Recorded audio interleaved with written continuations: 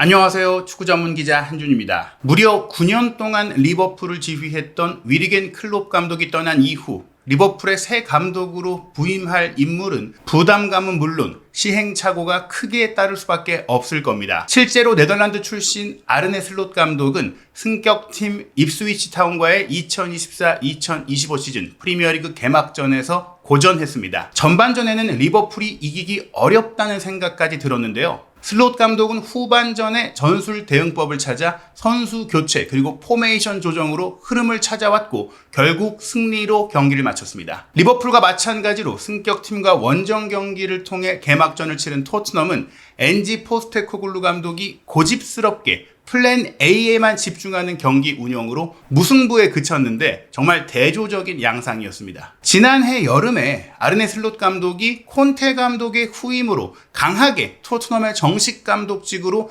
연결되었던 인물이라는 점은 토트넘 팬들의 마음을 더 쓰리게 할 수도 있을 것 같습니다. 슬롯 감독은 여름 이적 시장 기간에 맨체스터 유나이티드와 첼시는 물론이고 리버풀과도 연결됐던 영국의 젊은 감독 키어런 맥케나의 입스위치를 상대로 후반전의 전략적인 승리를 어떻게 거둘 수 있었을까요? 슬롯 감독이 성공적으로 자신의 프리미어리그 데뷔전에서 승리를 거둘 수 있었던 이유, 후반전 전술 변화의 비밀, 디 애슬레틱의 컬럼을 통해 설명해 드리도록 하겠습니다. 지난 토요일 입스위치 타운과의 프리미어리그 개막전에서 2대0으로 승리한 리버풀의 아르네 슬롯 감독이 경기 후 다양한 인터뷰를 진행하면서 반복했던 한 가지 주제가 있었습니다. 바로 듀얼, 경합인데요. 리버풀의 새로운 감독 슬롯은 22년 만에 프리미어리그 무대로 복귀한 입스위치 타운의 기세를 탄 활기차고 공격적인 팀을 상대로 전반전에 리버풀이 고전했던 주요 원인이 이러한 경기 양상, 경합 중심의 경기였다라고 생각했습니다. 입스위치는 공격적이었고 두려워하지 않았으며 우리를 수비하기 위해 경기장 전체에서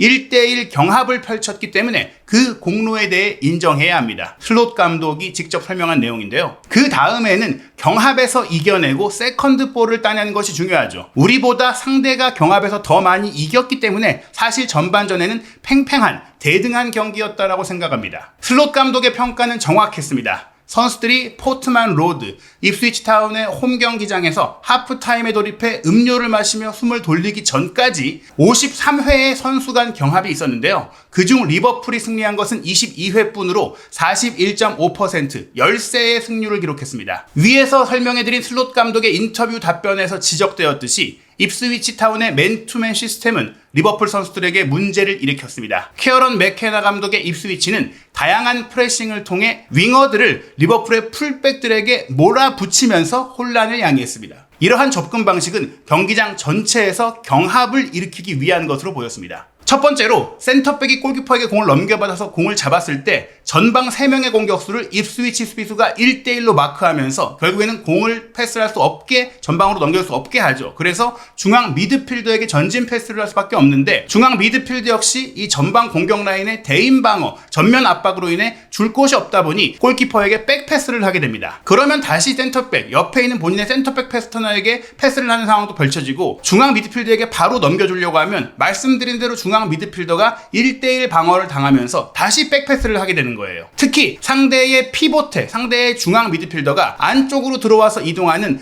풀백 알렉산더 아놀드를 커버하고 또 입스위치 타운의 공격형 미드필더 10번 역할을 하는 선수는 리버풀의 센터백 파트너를 커버하면서 결국에는 윙어까지 레프트백을 커버하는 전면 대인 방어 압박으로 인해 리버풀의 빌드업은 계속해서 백패스로 밀려날 수밖에 없었던 겁니다. 이것은 리버풀이 전반전에 지난 2009년 이후 45분 동안 가장 많은 13회의 파울을 범하게 된 이유를 설명하는 데 도움이 됩니다. 전반전까지 확실히 열세했던 리버풀, 왜 그렇게 부진했는지를 강조하는 대목인데 이렇게 빌드업이 안 되다 보니까 롱볼을 뿌리게 되고 경합을 하게 되고 그 경합에서 입스위치가 이기게 되면서 리버풀이 이렇다 할 장면을 만들지 못한 것이죠. 리버풀이 겪은 문제의 핵심은 후방에서 빌드아웃에 어려움을 겪으면서 원했던 것보다 더 자주 롱볼 축구를 해야 하는 상황이 펼쳐졌다는 겁니다. 장신 공격수 다르윈 누네스가 벤치에 있었기 때문에 즉 리버풀은 디오구 조타를 최전방에 가짜 9번으로 배치했기 때문에 정통 9번 공격수가 없었거든요. 그래서 이 롱볼이 이어질 때는 종종 이 롱볼이 우측의 모하메드 살라에게 향했는데 전반전 4차례의 경합 중에 살라는 한 번밖에 승리하지 못하면서 경합 패배를 거듭했습니다. 살라를 겨냥했던 패스를 살펴보면 이것은 전적으로 살라만의 잘못은 아니었습니다. 리버풀 센터백 자렐 콴사의 이 패스는 제어하기 힘든 높이로 날아왔고 성공적으로 만약에 살라가 받았다고 하더라도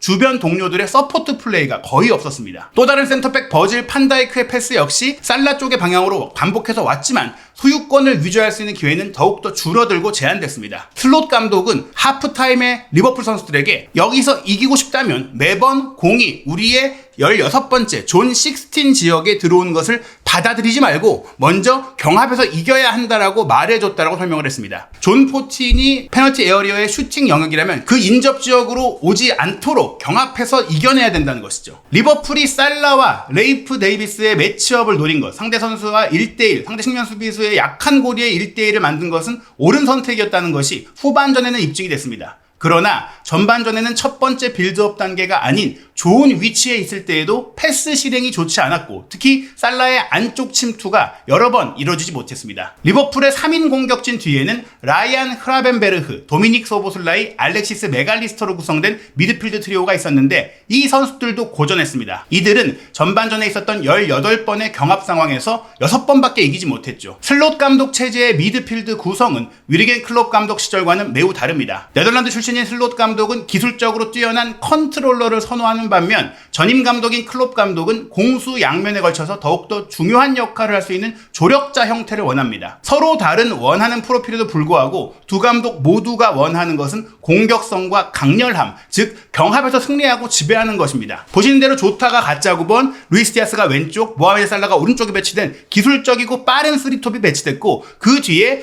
도미닉 소보슬라이와 메갈리스터, 흐라벤베르흐 등 공을 잘 차는 선수들 모두가 3미들로 출전했던 게 입스위치와의 경기 선발 명단이었습니다. 리버풀의 10명의 필드 플레이어 중에서 센터백 판다이크 100% 그리고 오른쪽 풀백이었던 트렌트 알렉산더 아놀드 66.7%만 전반전 시점에서 센터백 콴사의 50%보다 더 높은 경합 승률을 기록했는데요. 실질적으로 승률이 높았던 리버풀의 이 두 선수는 각각 2회와 3회로 경합 횟수 자체가 적었습니다. 반면에 콴사는 팀에서 두 번째로 많은 8번의 경합 상황을 맞이해야 있었죠. 입스위치는 빌드업을 섞어 빠르게 전진하며 공격수를 공략할 준비를 했습니다. 이러한 볼의 주요 타깃은 리암 델랍과 웨스 번스였는데요. 전반전에는 번스가 앤디 로버트슨에게 몇 가지 문제를 안겨줬습니다. 리버풀의 레프트백 로버트슨은 키가 크거나 또 공중전에서 강한 편이 아니기 때문에 입스위치가 이 지점을 노렸습니다. 여기서 번스는 로버트슨을 공에서 멀리 떨어뜨리는 그런 공간으로 연결하고 치고 들어가는 속도감을 활용해서 피지컬 운동 능력으로 앞서가는 플레이를 하게 됩니다. 그리고 번스가 프리킥을 얻어냈고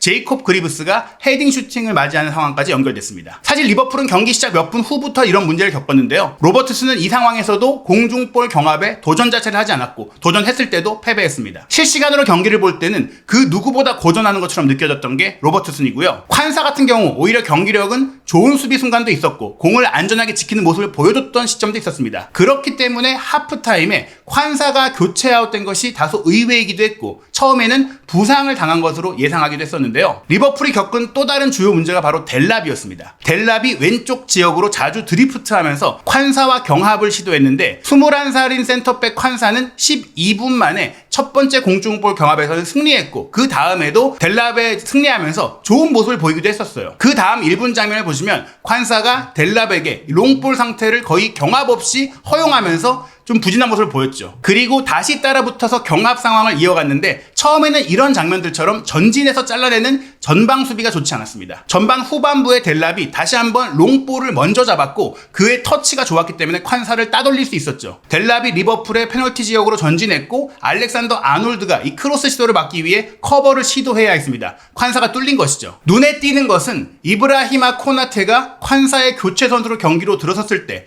훨씬 더 전진 수비를 잘 하면서 맹활약했다는 점입니다. 프랑스 대표 수비수인 코나테는 델랍과 그리고 그 이후에 교체해서 들어온 알리 알 하마디에게도 같은 이 공간을 허용하지 않았습니다. 코나테는 리버풀이 골문을 향해 역습 공격이 시도되는 과정에서 단 한 번의 경합에서도 패배하지 않았습니다. 코나테는 출전하자마자 알렉산더 아놀드에게 로프트 패스까지 연결하며 경기의 주도권을 잡았습니다. 그는 리버풀 선수들 모두가 따를 수 있는 분위기를 조성했는데요. 그는 첫 번째 공중볼 경합도 승리했습니다. 그리고 입스위치의 패스를 가장 먼저 전진해서 차단하는 전방 수비를 성공적으로 수행했습니다. 슬롯 감독은 코나테가 들어오자마자 상대의 9번 공격수와의 경합에서 승리했고 덕분에 많은 볼 소유권 그리고 2골 득점으로 이어질 수 있었다라면서 수비는 물론 공격에도 큰 영향을 미쳤다고 칭찬했습니다. 코나테는 후반전 45분 동안 피치를 누비면서 5번의 경합 중 4번이나 승리하며 경합 승률 80%를 기록했습니다. 리버풀의 선발 출전 11명의 선수들 그리고 후반전 선수들의 경합 성공률을 비교한다면 메갈리스터 33.3%, 살라, 로버트슨 모두 0% 등 경합 승률이 50% 미만이었습니다. 이것은 개인의 문제가 아니라 팀 전체의 문제라는 점을 강조하는 대목인데요. 후반전 들어 사실 코나테 한 명만 들어왔는데 전반적인 경합 승률이 올라간 것은 선수 개개인이 아닌 팀의 구조, 경합의 구조, 팀의 밸런스 문제였다는 것이죠. 리버풀은 후반전에 더욱더 전향적인 경기 자세를 취했습니다. 더 많은 점유율을 확보했고 미드필드를 경기에 더 많이 참여시켰으며 입스위치가 지칠 수 있도록 공격적인 맨투맨 압박과 역습과 같은 직선적인 직접적인 다이렉트 플레이를 펼치는 형태로 바꿨기 때문에 이러한 수비를 입스위치가 90분 내내 유지하기 어렵게 만든 것이죠. 즉 빌드업을 중시하는 형태로 리버풀이 슬롯 감독과 변화를 시도했지만 입스위치의 전략에 입스위치의 준비된 수비를 깨기 위해서 다른 형태의 경기를 가져갔다. 좀 더 직선적이고 효율적이고 역습 축구를 했다는 거예요. 이 그래픽에서 볼 수 있듯이 리버풀의 후반전 경합 승률 성공률은 54.5%까지 크게 늘어났습니다. 44회 경합 중에 24회 승리로 입스위치를 넘어선 거죠. 특히 코나테가 뛰었던 수비 3선의 오른쪽 채널에서 강세를 보였습니다. 더 많은 경합에서 승리하게 된 리버풀이 더 많이 공격 기회를 지속하면서 입스위치를 압박했습니다. 첫 번째 골이 터질 무렵에는 디오구 조타가 1대0의 선제골을 넣을 때까지 계속된 찬스가 나왔기 때문에 첫 골은 시간 문제라는 것처럼 느껴질 정도로 리버풀의 경기력이 좋았습니다. 결국 이 경기는 전체적인 경합 횟수가 97회에 불과한 정말 일반적인 경합 횟수보다 적은 경기가 됐는데요. 리버풀은 지난 시즌 전체 38경기에서 이날 경기보다 더 적은 횟수의 경합을 치렀던 게 9경기밖에 없었습니다. 지난 개막전에서도 같은 숫자를 기록했습니다. 이것은 리버풀의 경기 지배력 향상과 슬롯 감독의 전술적인 변화와 관련이 있습니다. 선제골 과정에서 결정적인 패스를 제공했던 알렉산더 아놀드는 아예 후반전에는 경합 자체를 하지 않는 위치에서 플레이를 했고요. 또 수비 조직력이 약해지는 것을 막기 위해 폭을 더 좁게 유지했습니다. 리버풀은 73.1% 자기 진영에서의 경합 승률을 매우 높게 가져가면서 결국 안정적으로 경기를 마칠 수 있었습니다. 지난 시즌의 프리미어리그에서 이보다 더 높은 경합 승률 수치를 기록한 것은 첼시와의 4대1 승리 당시의 84.6%, 노팅엄 포레스트전 1대0 승리 당시 77.3% 등